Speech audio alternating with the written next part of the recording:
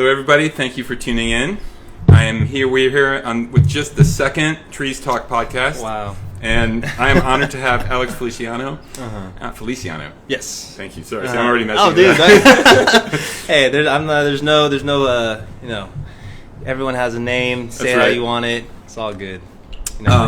So I guess maybe I'll say a word about what we're sort of doing with the podcast. Is that certainly I'm an artist and you're an artist as well. Yes. And I definitely know that we'll be talking to a lot of creatives.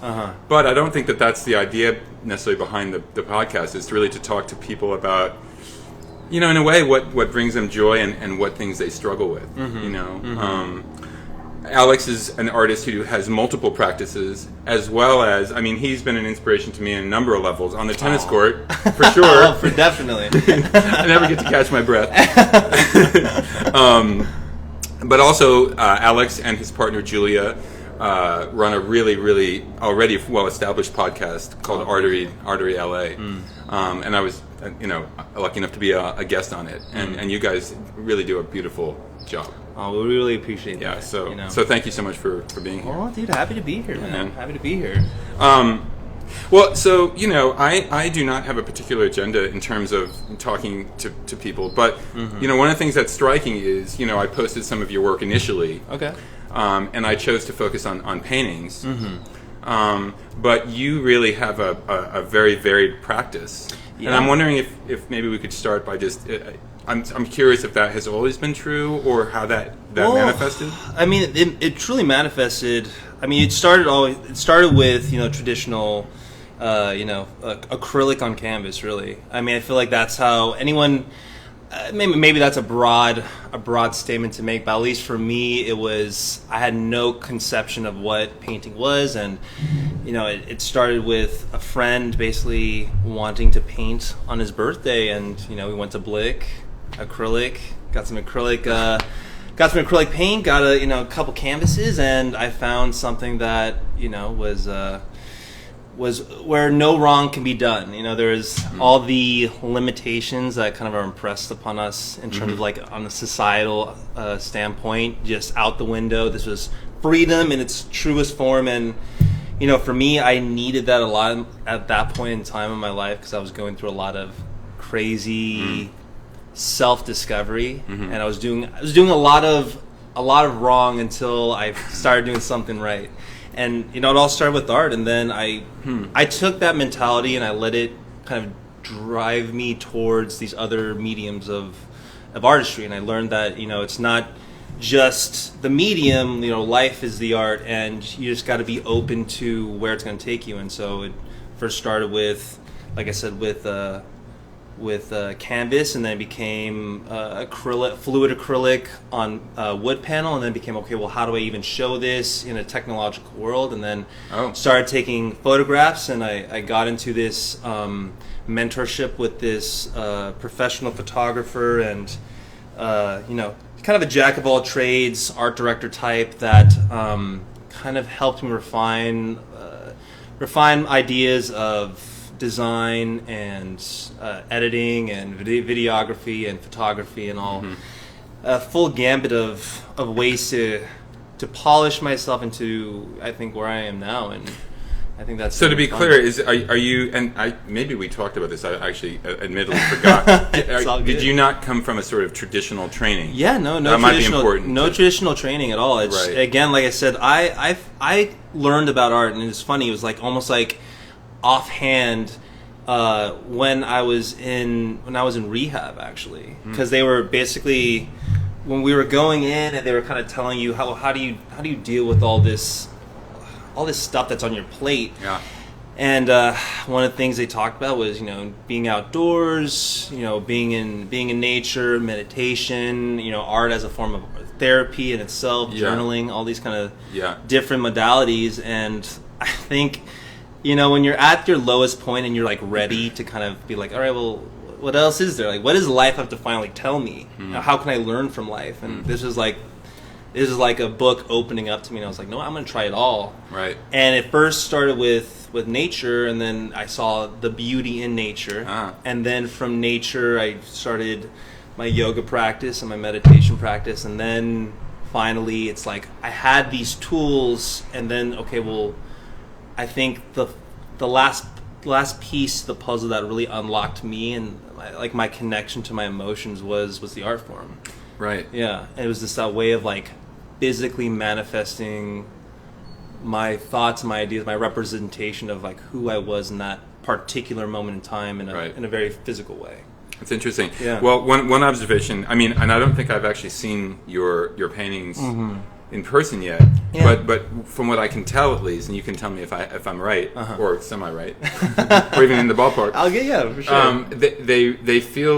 They feel very experiential. They feel like they're happening. I once saw a really cool film about Philip Guston, and we may have talked about it. And he talks about really liking to make images where it feels like the painting is actually happening. Yeah. In the scene of the painting, not just what it's depicting. Yeah. So your work, to me, I thought of your work several times when I was posting the paintings. Oh, nice. And I would imagine that's probably even more so in person because they look very physical. Yes. In terms of surface, and are they?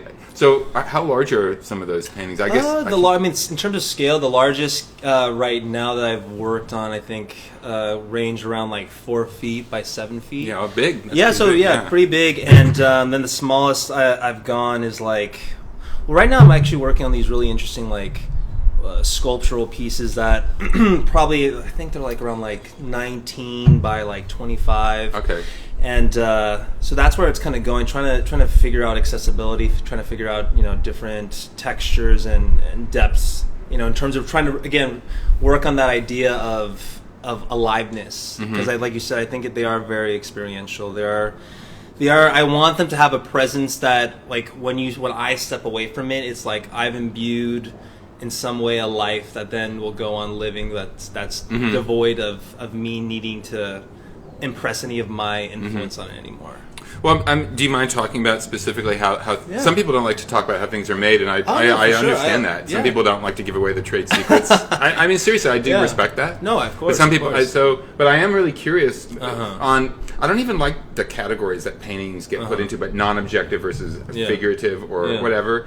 But obviously, they're not based on depicting photographic reality. Yeah, not at all. I don't think. No. Okay. Yeah.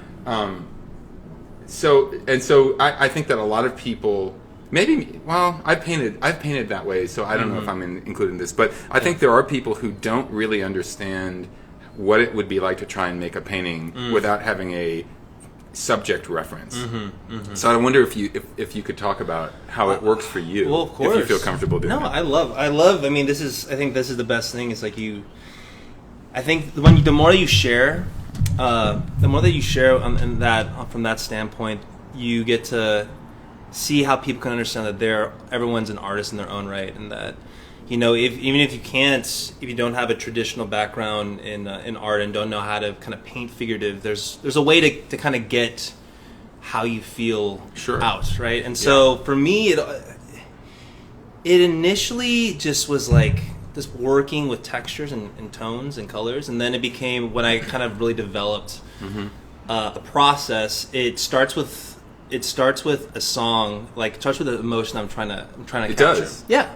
And I think that my work is highly relies on that frequency. So to be clear, you sort of like before you even start a piece, you kind of know what you're going after emotionally, or you can feel it. I feel it. It's more of a feeling. It's not like I'm gonna draw on the feelings of this particular moment. Even though there are certain times where like I feel there's something that I'm working with in that moment in time.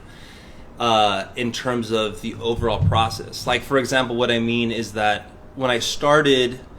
It was very in terms of color choice, in terms of the motion and the energy that I was putting into it. It was very loud, primary colors only, and it was that idea. It's a very indicative of the process of understanding emotion. Right, I get and it. Like when you first start, it's very messy, it's very loud, it's very reactionary, and so the more that I've progressed. In terms of just understanding myself and understanding what emotion actually means to me, and then in terms of trying to not transcend the emotion, but to observe it and to allow it to have some breathing space. The softer it's gone, the more atmospheric it's become, and the more it's just allowed for the viewer to then have space in itself to feel what that feels like. Right. And so, again, to come back to what we were talking about, it starts with this idea of a song. I find a song that I think highlights where I'm trying to go. And An actual fit song an actual from the real song, world. Yes, an actual song from the real world. And then I let that... I fall, because since it's very physical, and there's two different ways that I paint. So there's one where I'm using just fluid acrylic and an extender. Yeah. And I pour that into these like plastic cups, and then I allow there to be some sort of mixing component going on, and then I pour on a flat surface. I see. Yeah, and then the other way that I paint is I just use straight latex paint, and I pour puddles of color. So I will pour, let's say, let's say I have 3 different colors. I pour them in different combinations, and then I pick up the piece. Or I also create this. Apparatus. It's basically kind of like a light stand.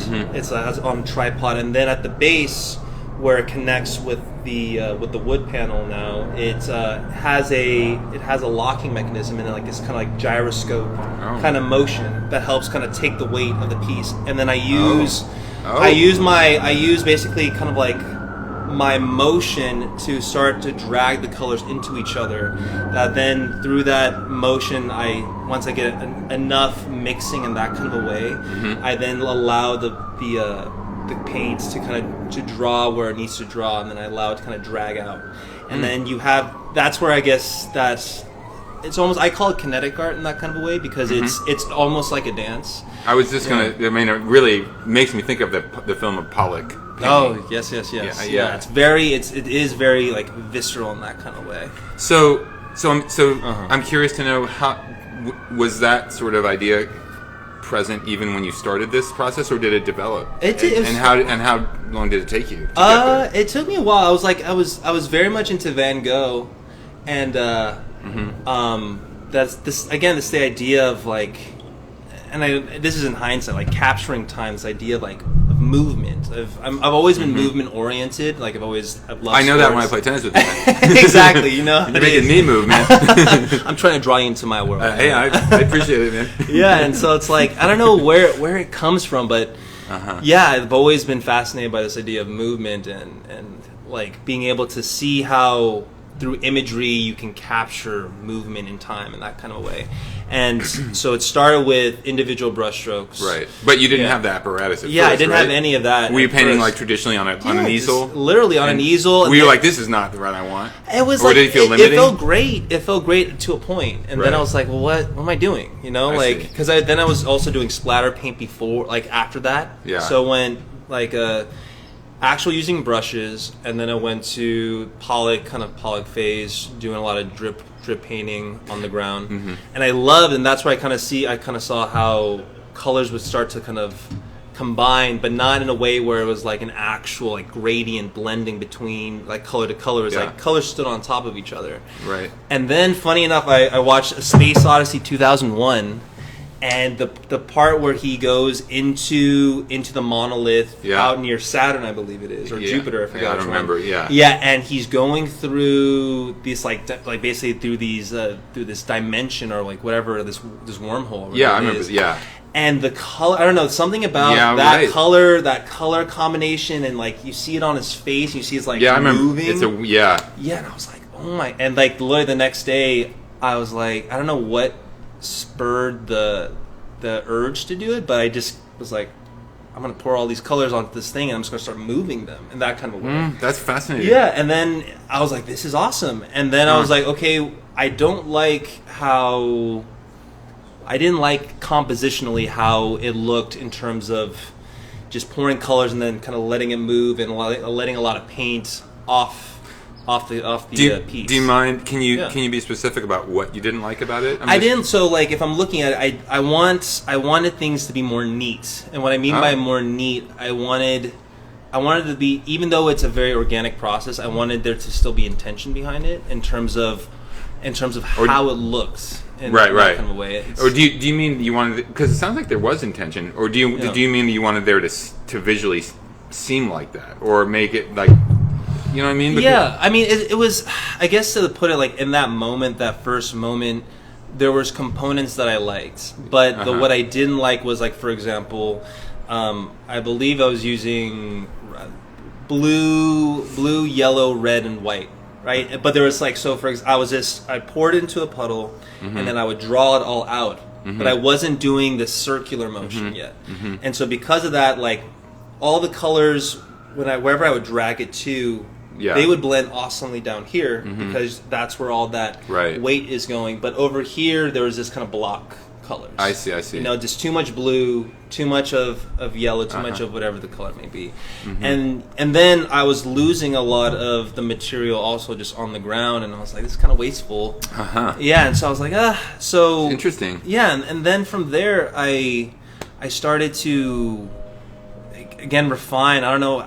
It was just kind of like an intuitive process. Just being like, okay, well, what can I do here? And funny enough, I was playing around with my ex-girlfriend who I was seeing at the time. She plays with, I forgot what they're called. She plays with a hula hoop, basically. She does like hula hoop tricks, and she was always playing with the circle, basically. Right.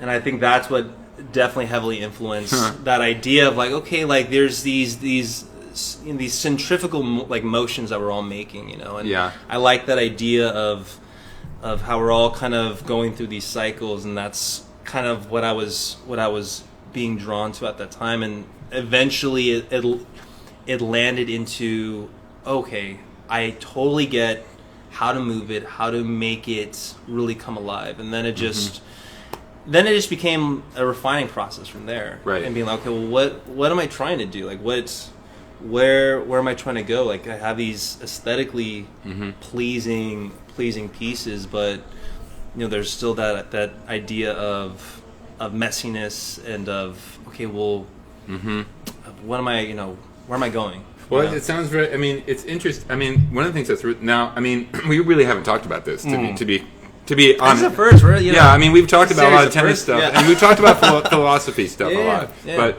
so, I mean, it's very interesting to me because one of my interpretations from this conversation is that whether you've had traditional training or not, you have a pretty strong sense of rigor about what you want and what you don't want visually, and it's quite interesting of this idea of like chaos. You want chaos and order to both be present. Oh, without a doubt. Which seems like a recipe for any piece of art that can communicate broadly. You know, because if it's stacked only with chaos, it just feels like a mess. Which is also legitimate. No, of course. But I think a lot of audiences have a hard time with that, and sometimes I will admit I'm someone who has a hard time with that. But sometimes if it's too ordered, it feels cold or corporate or dull.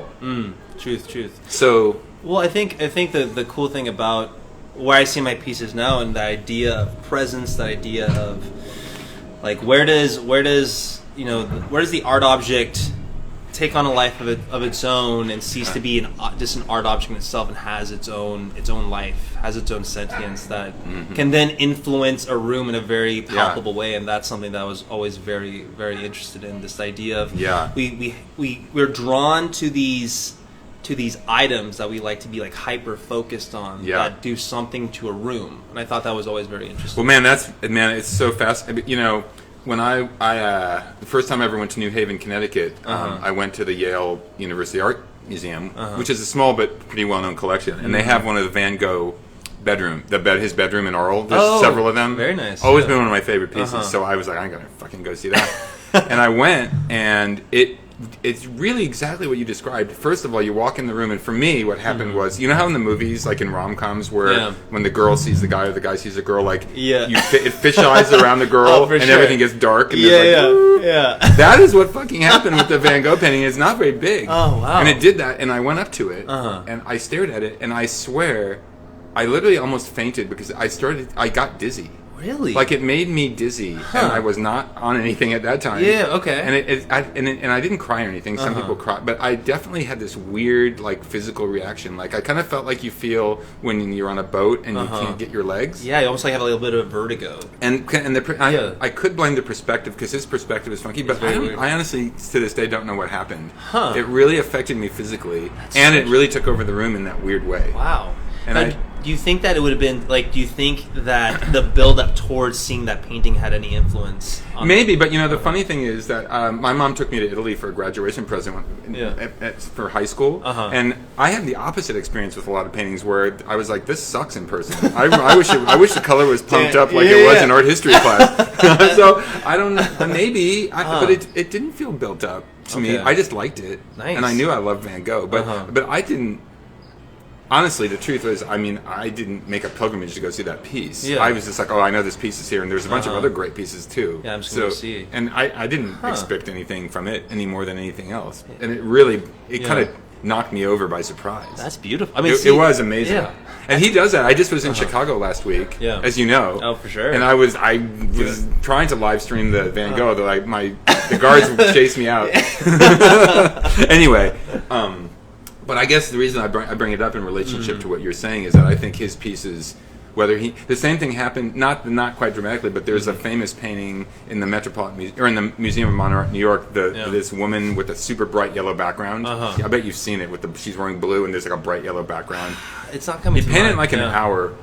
It's in the room with Gauguin and I can't remember who else. I love Gauguin, but dude, if you're in the room with this Van Gogh, it's like the light is off on everything else. Yeah, you can't hold a candle. It does take over the room, man. Wow. It changes the room. And you think that's where do you think that comes from? Do you think that's again that idea of like energy imbued into? I do think it is energy. Yeah, and I mean, it's really funny. Like, I'm pretty gooey now when I talk about painting, which my students will find hilarious because I used to say how much I hate painting.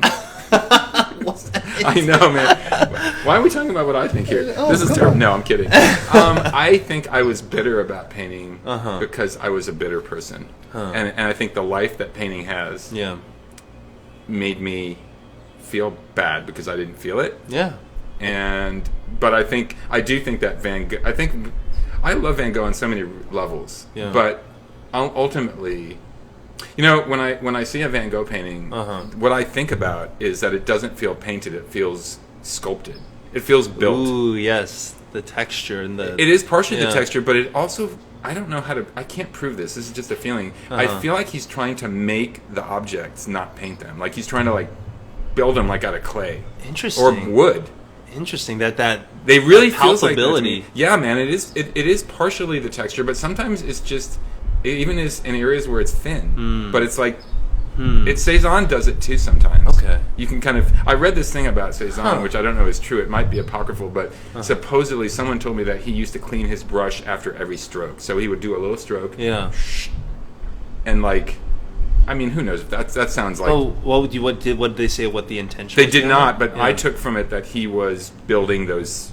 Even a background that's made of a large negative space. If every stroke is clean, it's like he's building the air. Oh, I mean, that's interesting. It is interesting. That's very cool. I love that idea. And it's also interesting if you think about that in relationship to, since Cezanne is known as, quote, the father of Cubism, which is based on on structure and multiple spatial points of view. I once read this book called Art and Science. Have you ever heard of that book? No, I haven't. It's super 90s, man. I think but I can't remember the name. Schlein. Anyway, but one chapter was very interesting. Talks about how, in his opinion, this is just his opinion, but visionary artists like Van Gogh, and he was talking specifically about Cezanne, and Cubists like Braque and Picasso.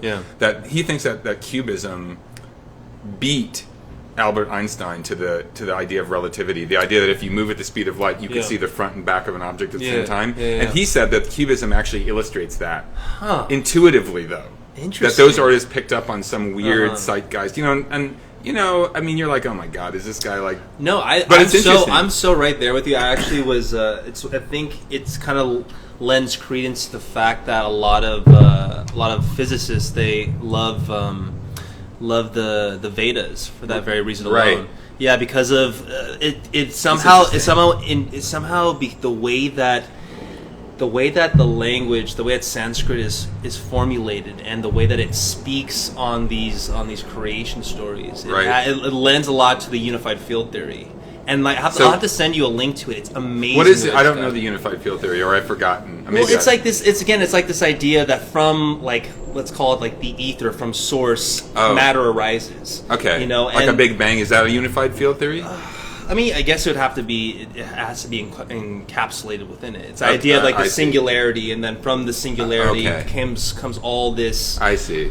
All the it would be like prakriti, right? Prakriti is like the breath. Okay. Right? Okay. Oh, okay. And so from nothingness, you're able to come and bring life to it, right? I see. So in the way that I relate it to what you're saying is this idea that that logic has its place, but then art has its own science behind it, and it's done in a way that can't be measured, but it's done through human intuition, right? And it still has a trial and error, and still has this idea of testing. It's not totally random, not at all. No. Not at all. Yeah. I mean, the whole thing about. Like, for example, like you showing me your work, you're doing studies. You're doing studies in order to understand where you're going. And it's the same thing. Like, if that doesn't sound like a scientific method, I don't know what is. I mean, and if you, it's the same thing with the contraption you make. You don't get what you want, and then you see something that is going to bring order into it. Oh, true. And so you introduce it, and then you. Yeah, I mean, I know that is interesting. I never thought of it that way. But. Yeah, and Like, for example, I think what was so cool about that process that I was brought into is that I was always dealing with the self until the self led me into the macrocosm of life itself. Because it's like we deal with our personal issues, which I was dealing with, and then I took a step back and just realized that all these issues are universal, right? And then they're not permanent, so that means that they're not really us. They're just these floating impulses that enact upon us and try to create a tension point. And that's why the more I dragged on from that moment of realization, the more space I wanted to give, and the more I tried just to focus on the idea of not just emotion itself, but the idea of universal emotion, and the fact that it's something that is almost like a weaving blanket that connects us all. Well, that is very interesting you say that, because the other thing I was thinking about your work, that it's warm, but it is not like hard on your sleeve confessional. Not that I'd be anything wrong with that, by the way. Of course not. Yeah. But it doesn't feel that way. It does feel like a lot of space, and it feels compassionately detached. Yes. If that makes sense. No, that hits around the head. Does it? Yeah, for sure. I mean, like, the pieces that I sent you were from a series that were inspired by my traveling to different places in nature. Yeah. And so the idea was I wanted to take like as a reference the color palette of where I was. Like, for example, one of the pieces was called Yosemite, and it was Yosemite during March, and so there's still snow on the ground, there's still these cool colors, but then there's like the warmth of the valley floor, and there's still a lot of green and a lot of yellows and reds, and a lot of different really rich colors, right? And I tried through those pieces. I tried to let Yosemite inform on me what you can get from it in a very I guess not very non-physical sense, yet physical at the same time. Yeah. It's like, how do you explain going to some place, right? And it's it's right. Yeah, it's like if I were to try to tell you what Yosemite is like through just without being able to like physically tell you. I think that's where I'm trying to aim for. The idea of interesting. In terms of the formation of the actual piece itself, in terms of the movement of the piece, as well as the color. So, I mean, the thing that's interesting about that to me is that it feels like that intention, whether or not I even get what you meant, the actual intention makes you make specific decisions, which gives the piece a specific quality. Yeah. Which is why it works for me. For sure. Because all the paintings that you sent me, I do happen to like all of them. Oh, thank you. But that's a good thing. But I don't think it would matter if I liked them. Uh-huh. As much as I can see that they feel like points of view, the way any traditional piece of art, or to me, they feel like music. Yeah.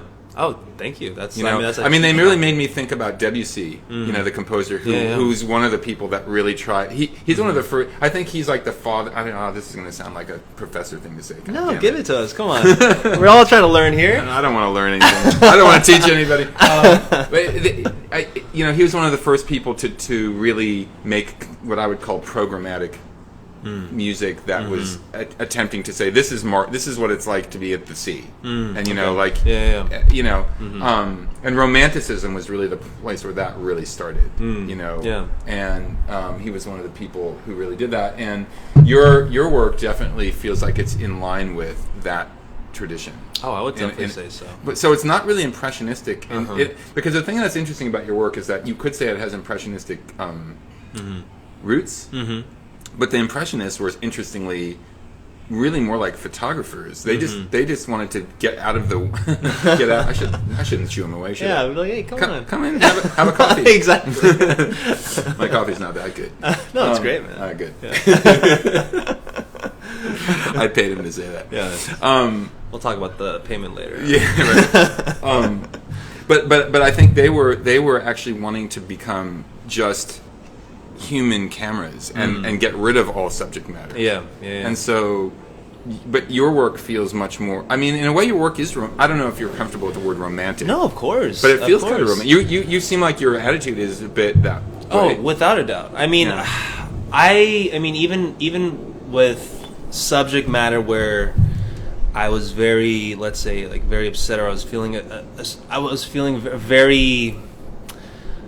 I guess no matter what, my work is always passionate in that kind of a way. Right. And at the same time, it's also something that it's like I feel compelled, I need to just like get it out. Right. Get it out of me. And it's like I know that if I take too long away from art, from creating art in that physical way, like I love photography, I love videography, I love all these other different modalities of creating, but that one in particular is so.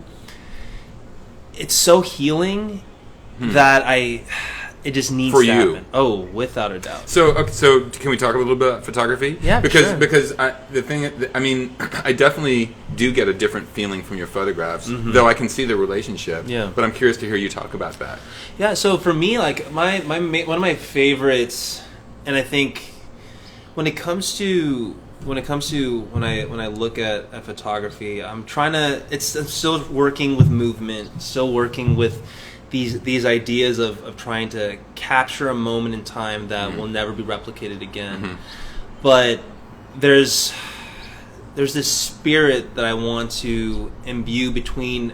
It's like I'm more interested in the connection I'm making with the subject matter. Okay. That's where I'm trying to find authentic connection and see how through a collaborative effort there's something bigger that arrives. And the collaborative effort is with the subject? Yes. Is that what you mean? Exactly. And the place? Yes. Okay. Yeah, and I think that you can see it. You can see it in. I've been blessed to have the opportunity to kind of explore photography in a more like freelance world, and you see it's interesting to study people and study how you interact with people through the camera. Sure. And it makes me appreciative of genuine connection that then I can then allow to bring to my artwork at the same time, and that's why I see that connection and that crossover between the two. And I think that it's just when you see it in the picture, I think that's the most beautiful thing. Like I love especially portraits, and that's like something that I've been really interested about. As well as doing more nature photography, but more particularly portraits, because a genuine portrait it like comes alive, and it's really through the Yeah. eye of that person that really kind of allows you to Yeah. to see into them, you That's know, it, and right. you see something genuine. I see, like, for example, it's almost like I see the child in them, and that's, I think, something that I find to be like we all have that, you know, that child in us, right? And it's like authentic. It's like the most authentic, I think, version of us. Yeah, mine is here most of the time. It's right there, right? It's embodied, fully embodied. Oh, that you know, that's interesting. That's interesting to hear you talk about the portraits. Yeah. Also, because I mean, my take on your your photographs to me feel. Here's the interesting thing: is that I could see how when you're talking about freelance and accessibility, that your pictures could become. I could see you being a commercial photographer because your photographs are really sharp and precise and beautiful, but they don't really feel like stock nature pictures to me. Oh no, I'm trying to, they really feel like they do feel like They feel like meditations. Oh. They're kind of very. They're like rigorous and quiet, and in a way that I think a lot of stock photography is not. But I don't know why. I'm trying to figure out the difference between yours and that. The music, I think, because I listen to music when I But I'm trying to figure out, but like specific visual things, why they're different.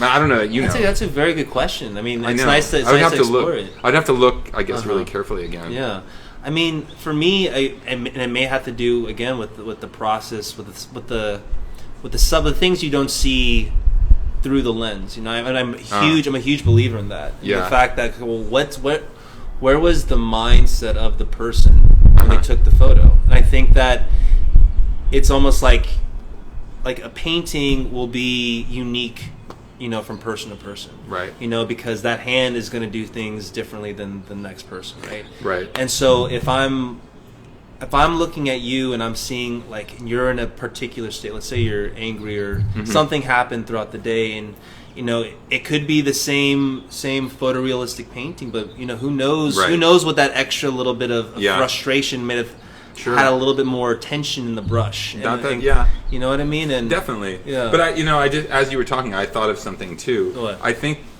one of the differences, at least I haven't seen all your stuff, but a few of them.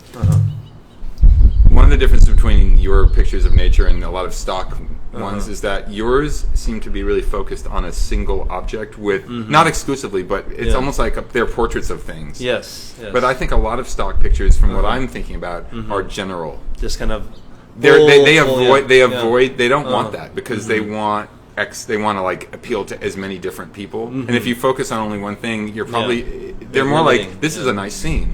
There's nothing wrong with that. That's cool for sure. But yours do not feel that way. Yeah. No, I've always they're much more like focused. That's a very good. I mean, yeah, I definitely see what you're saying about that. So when you're talking about portraits, actually, like I'm thinking of the cactus. I think of several plants. Ooh, I love the saguaro cactus. Yeah. Is there one? I'm thinking of one that has like a notch cut out of it, or maybe that's just a section. I'm trying to think. Oh yes. It's the cactus, right? Yeah. Yeah. Those were so fun. We Julia and I, we were and our friend Lydia, we were on our way back from Sedona. And you know, there's when you travel through the high desert, they grow exclusively in that area.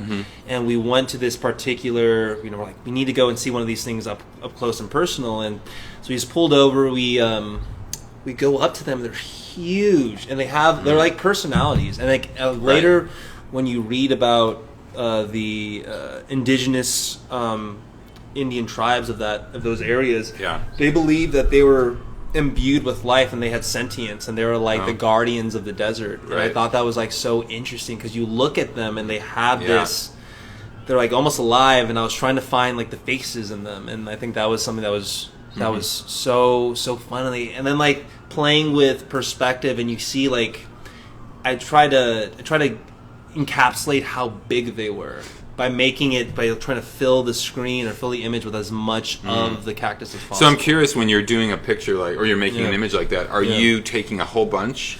Do you spend a long time just walking around looking? What's your process? My process is, like I said, definitely music comes into play, and then it's almost like it's almost like a dance. Like I'm trying to find that intuitive aha moment, you know, that like that particular, you know, that inner voice that's going to tell me like, okay, stop, Like this is your shot. This is I see. where you need to be. And it's almost like something's guiding me, and it's the beacon that I'm just trying to like stumble through in the dark. I can't. It's almost like I can't take full credit for what comes out the other side. Sure you can. I give you credit. Oh, I appreciate that. Well, I mean, why not? Yeah. I mean, what do you mean by credit? Well, I mean by credit, like, where does inspiration come from? Oh, okay. It's like, it's that idea. Like, I've been reading this book called oh my god, I always mess up the name. It's like The War of Art or something like that, and okay. it deals with The Art of War. Art of War by the Chinese piece. No. It's not by. No, it's oh my god. I'll show it to you tomorrow when we play tennis. That's a deal. There you go. Yeah, it's really interesting how it talks about like how the the ancient Greeks thought about like the daemon and the inspiration that guides us all, right? Oh, I see. Yeah, so it's that idea that I don't know what your thoughts are on like channeled work. Oh. But it feels like, and maybe this is just an influence on how I even discovered art, and feeling like all this was like a second chance on like a new lease on life. Yeah. And it's like kind of telling me like, look, this is your chance to do something with your life, so don't mess it up. And we're gonna place you in points of opportunity that you're going to capitalize on in order to connect people. Yeah. And that's always the intention behind any of my work. Right. Is that, okay, where's the bridge that you can create? Yeah. So, yeah, it's pretty, it's deep, yeah. Well, dude, I mean, I'm totally with you in terms of channeling. I mean, it's interesting because we're in an interesting cultural moment where so many other cultures are, thank goodness, being... thank goodness Western white culture is now waking up to other stuff. Yeah, for sure. But I do have to say that the Greeks got some stuff really right for me. One of which, the one we're talking about, is the idea of the muse. The whole... And it's so cliched now that I think it's like those cliches that are so true that we forget how true they are. The idea that the muse can visit you and then can go away. Truth. And I mean, maybe we're both living proof of that in different ways. I mean, I also can really relate to your story because I'm in recovery myself. Different recovery, but we all know they're related. For sure. And I think we had a really interesting discussion about that. Yeah. And yes, I mean, in some ways, when you say not take credit for it, I know what you mean. Yeah. Like, I'm not in control of my inspiration. And I just, I think the idea that you're a conduit for something. Like Stravinsky said that he didn't write that piece, The Rite of Spring. It was written through him. Actually, see that I need you to read this book because it talks about how the potential for greatness, and that if you look at any great body of work, like they use the example of like Beethoven's Ninth, let's say, right? Yeah. Like that was always, there's the it's almost like kinetic energy and potential energy, right? Yeah. So there's the potential for that, and then something whispered into embodied Beethoven in that moment to strive to create something, but he had to be open open enough in order to do that. Well, right. Yes. And so there's that idea of potential becoming kinetic through right action, right? Absolutely. And it's like, okay, well, how is right action? How are you aligning yourself in order to have that? Yeah. And then like it's so funny because like even with today's day and age, like today's common problems for me are when I try to take the credit for something. I promise you, every time I do, things just fall to pieces, and it's and then you get your piece, your slice, your nice slice of humble pie, and then you're like, how vain of me to think that I'm in control of any of this, man. And, this is I like the lowbrow analogy here. One of my favorite movies is Raiders of the Lost Ark. Oh yeah, you've seen it? Yeah, of course. So there are all these scenes where Indiana Jones is like always in trouble. He's like, this is the scene where he's like driving the truck and he's trying to take over the truck with the Nazis, or he's like, and there's always a moment where he thinks he's got him, and he does this little smile like, oh, I got him, and then he always gets fucked. Of course. And then he's in trouble, and he works his way out of it. Oh, for but sure. that's, in a way, that's what we're talking about. It's literally like you hit it right on the head, for sure. And like we're all literally Indiana Jones with that little smile, thinking that we have one up on life, and then life just is like. But I think the cool thing is, like, in some ways, that's also really endearing and human to like just as long as you recover. Oh, for I mean, sure. and seriously though, the thing I thought about was Michelangelo always said that he didn't sculpt things; he just unlocked the figure from the stone. Ooh, I like that. And so but I think maybe the good thing to talk about with this is that these are all super mythological kind of cliches that are true. But the problem is that contemporary society, and I think largely this is like the art historical mythologizing of things, gets rid of the messy, mundane parts of the craft. Like, Michelangelo is a super genius, Beethoven was a super genius, inspired by nature, but you never see or hear about Beethoven sitting in his little hovel rewriting 30 different sketches like I'm doing, or like you're trying to figure out your method. For sure. Like that workaday quotidian fucking pain in the ass of the process, the unsexy the frustrating moments, the freaking the doubt. And like that's why I like reading like books of artists and you know, in a large word, their letters or their journals. Ooh, that's very nice. Yeah, like I actually had I threw it away. I threw away all my books. But the funny thing is, I had this great book of Beethoven's sketchbooks and letters and journals, translated by this really cool guy named Michael Hamburger, who's an amazing translator. And you know, it's like you get to see the real Beethoven. You get to see him like saying "fuck you, you insulted me, you asshole."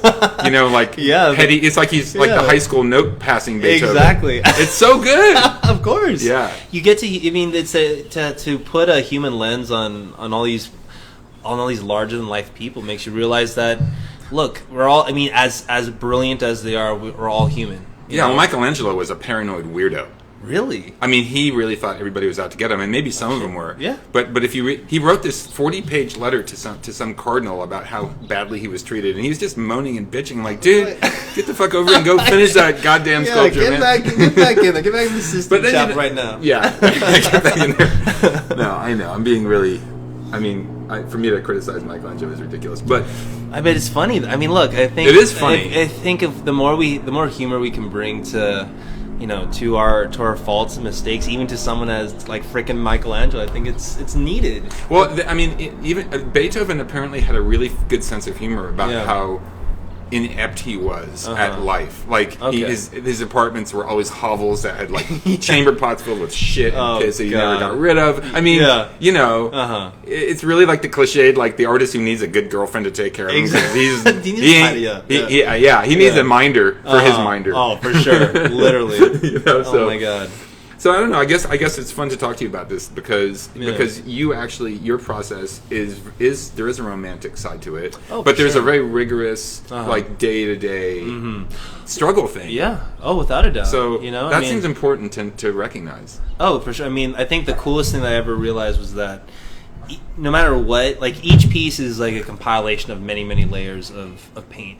Yeah. And so like, I mean, I think the most I've ever done in terms of layering is like at least like 30 layers, 30 layers of paint, and it's me trying to get out of my own way. It's me trying to figure it out and being like, you know, like that pour was very sloppy and you know it got a little sludgy and and then you know it's the self-correcting and fine-tuning. Okay, where's the balance between everything, right? And the balance is finally achieved, and you can even correlate this to anything in life, to any confrontation. To me, it was originally a confrontation on my emotional well-being and my trauma and in my former life. I was supposed to say past life. It almost feels like a past life. I relate to that. I do.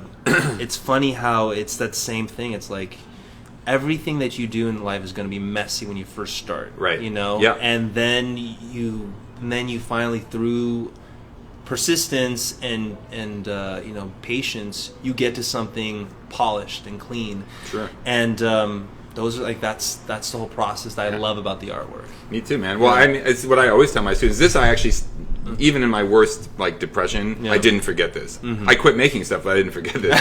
Which is the difference between the pros and the quote amateurs is amateurs just give up when it's ugly, and it's always ugly until the end. Yeah, and it's seriously true, man. Without a doubt. You know, it's so funny to think that like maybe I was too maybe the way that art was introduced to me was like I was too ignorant of that idea of good and bad. Right. That I didn't even know But there was a need to give up. But maybe maybe that helped you. Oh, without a doubt. But that's the thing about, well, God, I don't want to go down the rabbit hole of slamming. I have to do it once every show. No, just bring it on. Fuck academia. I said it. Thank you very much. No, but I mean, this idea that you need to be shown a particular door to enter into the cathedral of art is such bullshit. Oh, of course. Yeah, I mean... Yeah, but it isn't, of course, because a lot of people really don't let themselves go in. That is true. I mean, I guess it's like... on being on the other side of the looking glass, for me it was like, of course, but then again, I didn't even know. Like, I was like, I say that same analogy of kind of walking blindly through the dark and just like seeing where the candlelight takes me. I wasn't. Thankfully, I didn't have a firm structure in terms of how I viewed art. Mm-hmm. It was just open. Yeah. And it's almost sad that in contrast to that, there's so much control over how I guess people who enter into it being like, you know what, I want to go to art school and I want to go through this process. Right. How it kind of clamps down on you. But also, at the same time, it's giving you all these beautiful... It does. I mean, the irony for me is that I hate school. I hate everybody. I mean, even since my recovery, I don't really love institutions. Yeah. Though I do think, admittedly, some of my problem with institutions is my own hang-up. I can own that. But I also think that there's something fishy about them. When power structures start to assert themselves. Oh, that's so funny. My favorite Taoist quote talks about how you have to know that institutions are provisional and where they need to lie at the end of the day. Right. That's I haven't heard that one. Oh, that's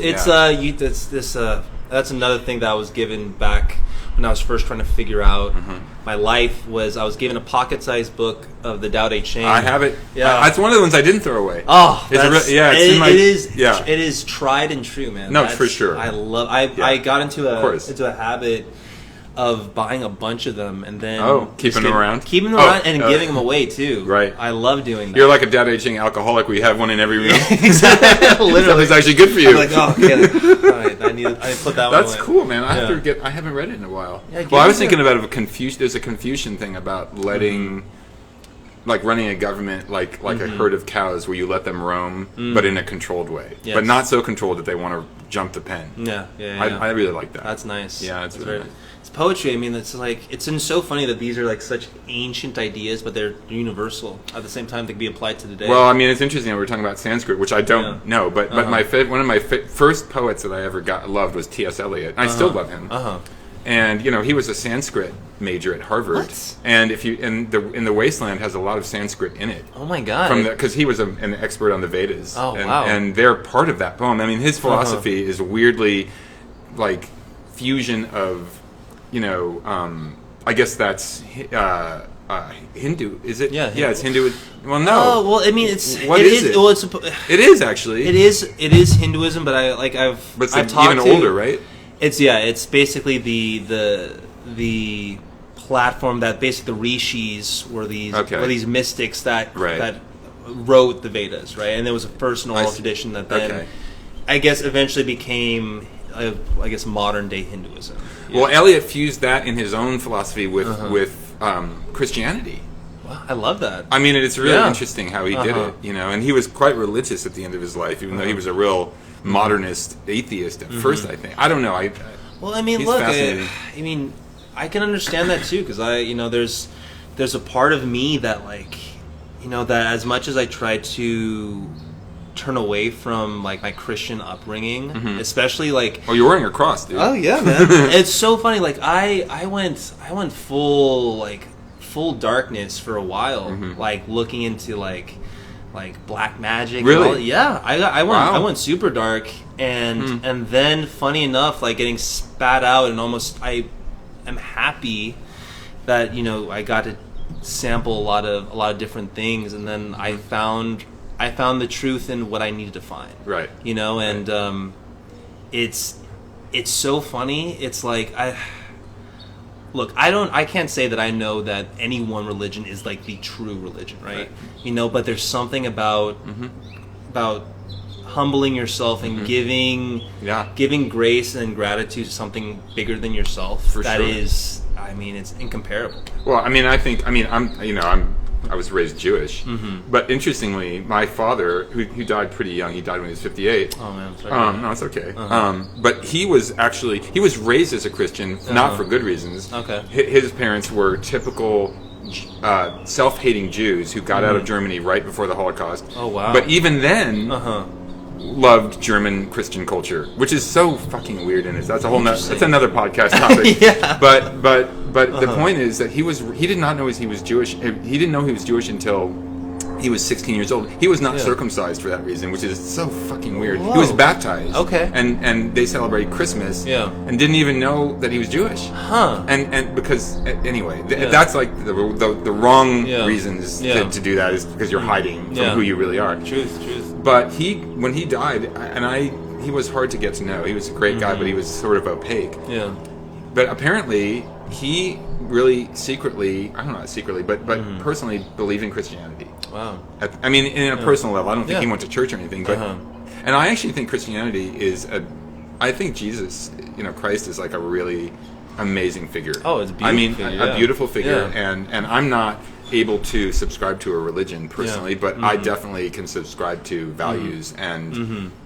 So one thing I was going to ask you about, well, I guess you kind of talked about is the element of spirituality in your work, but obviously it's a huge one. Oh, it's huge. I mean, like I said, like it really started with the feeling that I got in nature, because before going into rehab and that whole journey, I was a city boy. I had no conception. Where did you grow up? I grew up here. I grew up basically, in Alhambra, right here. I went to school in Arcadia, then went to high school in La Cañada, and from there was back east for a couple of years in school, and then transferred back and finished out school out here, and so I was always, like this has always been my home, right? Right. But there's, funny enough, all the places that I lived, there was always nature accessible. Right. But I had no conception of it.